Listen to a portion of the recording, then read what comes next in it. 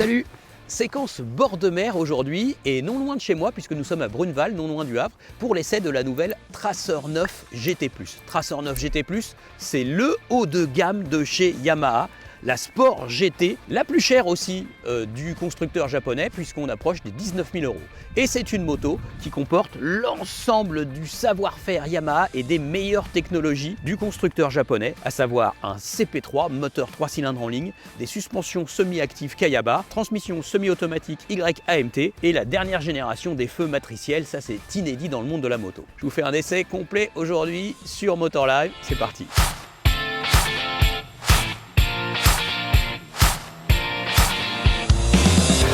Alors nous voici à bord de la Tracer 9 GT+.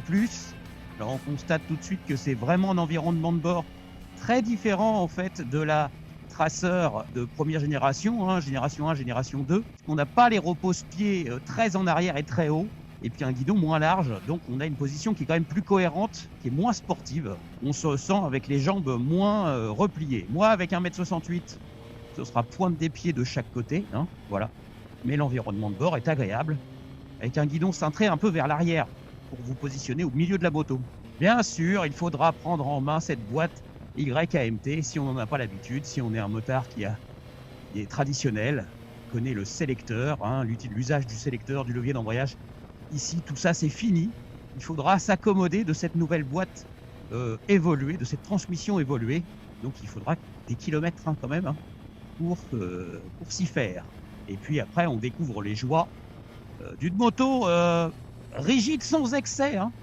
Ils ont bien calibré la rigidité de cette moto Yamaha, puisque en fait on est à bord d'une moto qu'on sent sportive, mais qui n'est pas inconfortable. Et là, il faut dire que le travail des suspensions en amortissement Kayaba automatique, Kayaba électronique, c'est vraiment pas mal.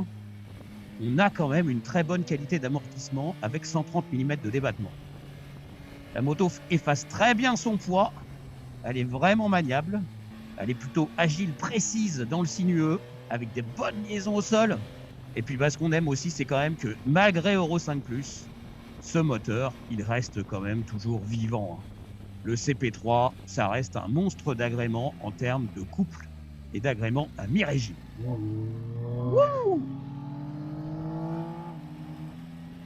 Dès qu'on ouvre la poignée, il devient vivant, il accélère. Ouais, ça c'est quand même super agréable d'avoir du couple comme ça. Et suffisamment de souplesse, parce qu'on peut rouler sur les petites routes en 6e. Même à 80, il accepte de le faire, il n'y a pas de problème. On est sur la souplesse. Et puis si on veut jouer, on attrape les gâchettes et on bénéficie toujours de ce couple et de ce comportement très joueur, très rempli à mi-régime.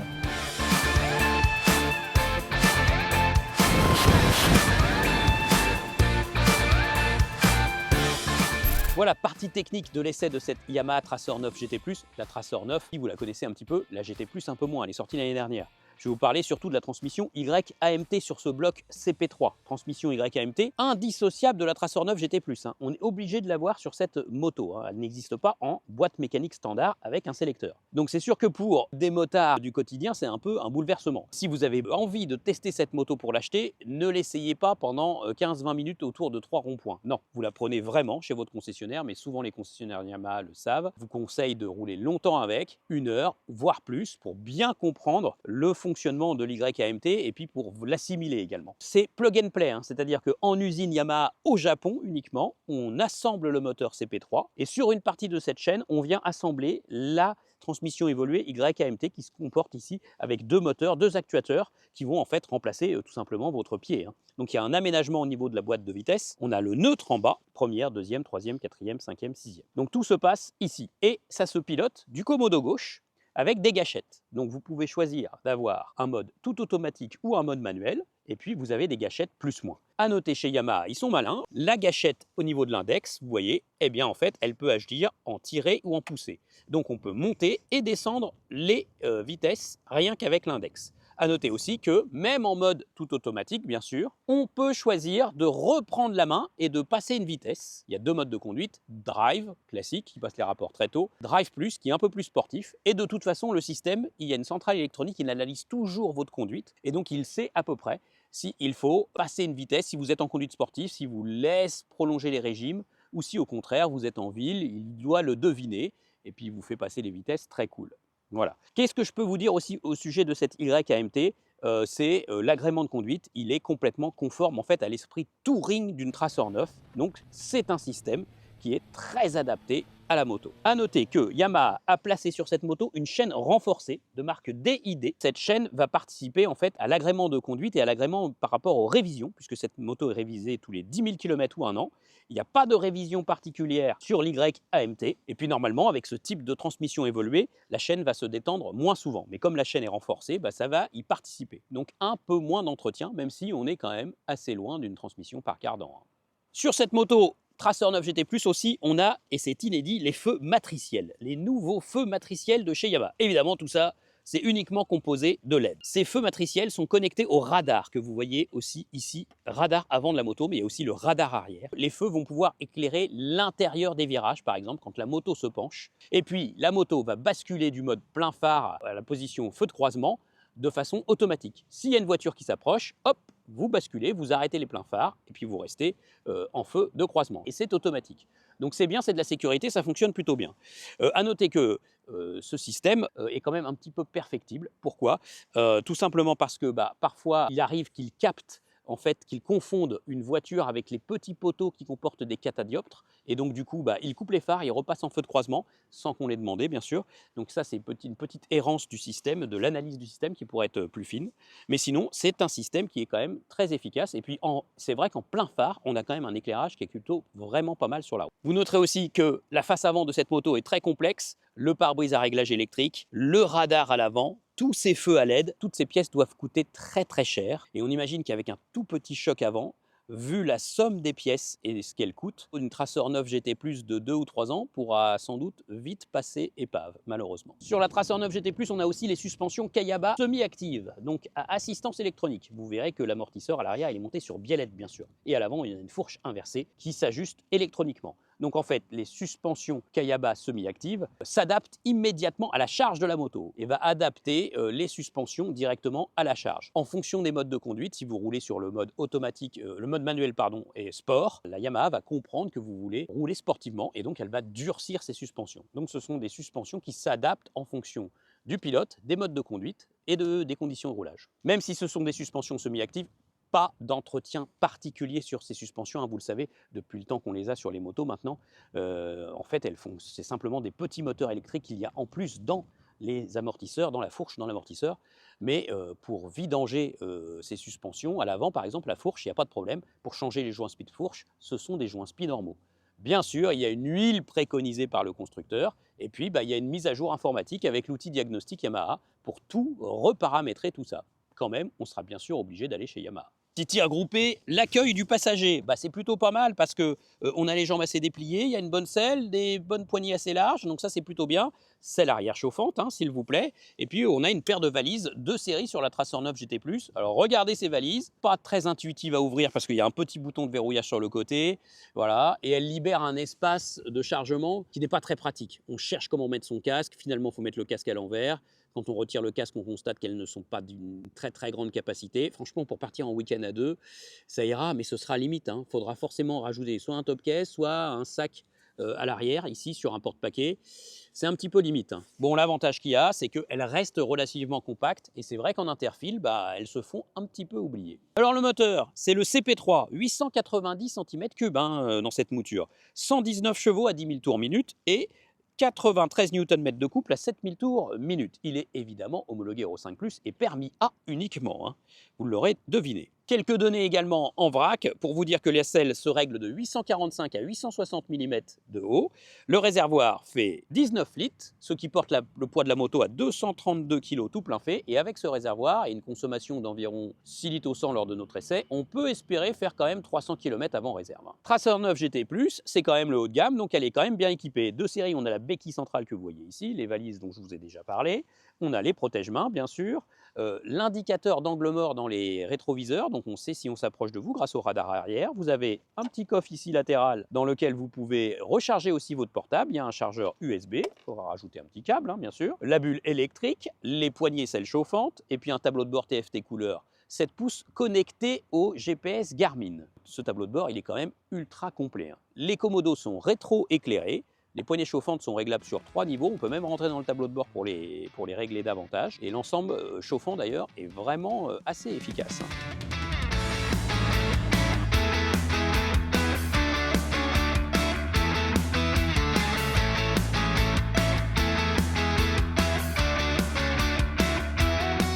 Bon, et bien voilà, c'est la magie des essais sur le bord des côtes avec un climat océanique. On peut commencer dans le froid et puis finir sous un franc soleil et puis une température qui devient printanière. C'est plutôt sympa. Alors c'est le moment de conclure l'essai de cette Tracer 9 GT+, millésime 2026. C'est le haut de gamme de chez Yamaha. Le haut de gamme, je vais vous en parler. Je vais d'abord vous parler évidemment du prix, parce que c'est 18 999 €. À comparer et à mettre en perspective avec les autres Tracer 9. La Tracer 9 standard de base, c'est 12 499. La Tracer 9 GT, c'est 15 799 €. Sur ces deux modèles que je viens de vous citer, vous pouvez choisir de mettre l'YAMT ou non. Celle-ci, elle a l'YAMT de série et toutes les assistances, les radars, les suspensions Kayaba, le régulateur de vitesse adaptatif qui fonctionne plutôt bien. Bref, vous avez le package complet et les valises également de série. Donc tout ça, ça nous fait une moto finalement très complète. Comme j'ai essayé déjà pas mal de traceurs, ça ne m'empêche pas de me rappeler aussi la première Tracer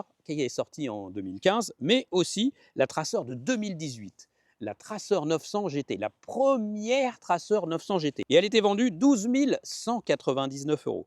En fait, à peu près le même prix que la Tracer 9 aujourd'hui standard. Et elle avait déjà des valisettes, une béquille centrale, des poignées chauffantes, des modes moteurs, un shifter, une bulle réglable manuellement.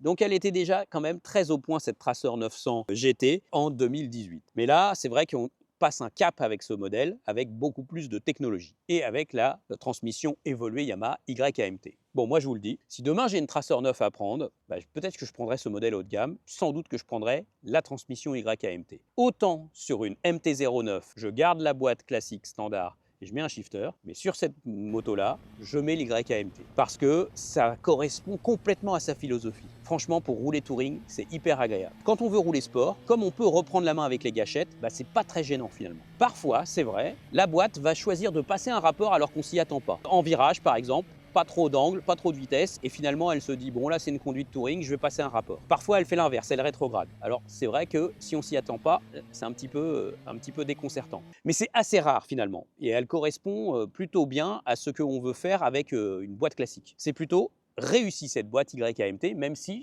par exemple chez Honda avec le DCT, on a une finesse de jugement de la boîte de vitesse qui est quand même meilleure. Donc Yamaha c'est un cran en dessous. Mais en termes d'agrément, c'est quand même très très bien, hormis quelques à-coups quand on part du point neutre, quand on passe la première, quand on passe de la première à la deuxième, il y a quelques à-coups et c'est un petit peu sonneur. Donc ça pourrait gagner encore en onctuosité. Mais on est quand même bien au-dessus de ce qu'on connaît chez BMW sur la R1300 GS, avec sa boîte semi-robotisée qui, elle, franchement, fait plein d'à-coups, du bruit et qui n'est pas très agréable du tout. La transmission YAMT chez Yamaha et sur la Tracer, c'est à peu près 20% des ventes. À mon avis, ça va augmenter. Ça va prendre plus de pourcentage. Pourquoi ? Parce que ça correspond à la philosophie de la moto. Et puis cette moto, franchement, entre le moteur, conserve toujours beaucoup de couple, une super traction, qui a quand même une belle sonorité. Sur cette moto, on a les Bridgestone T32, on a une très très très bonne adhérence. Donc finalement, cette moto, c'est un sacré package. 18 999 €, ok, c'est quand même cher, mais c'est bien moins cher qu'une Multistrada V4, dont on ne se sert que très rarement des 160 chevaux, et c'est moins cher aussi qu'une BMW, même si ici on a une transmission par chaîne et pas de cardan. Voilà, alors vous êtes peut-être déjà nombreux à l'avoir en fait cette moto. Est-ce que vous trouvez comme moi que la protection finalement, c'est bien, mais c'est pas à la hauteur d'une vraie GT comme une FJR 1300? Est-ce que vous trouvez finalement que pour partir en week-end à deux, c'est bien, c'est sûr, mais c'est encore un petit peu en dessous d'une GT à l'européenne? Par contre, ça reste une moto super fun quand même quand on veut startiner en virage, c'est quand même très bien, on n'est plus très loin d'un roadster. Donc quand même, qu'est-ce que vous pensez de cette moto si vous l'avez déjà? Mettez-moi ça en commentaire sous la vidéo, et puis je vous dis à bientôt sur Motorlab.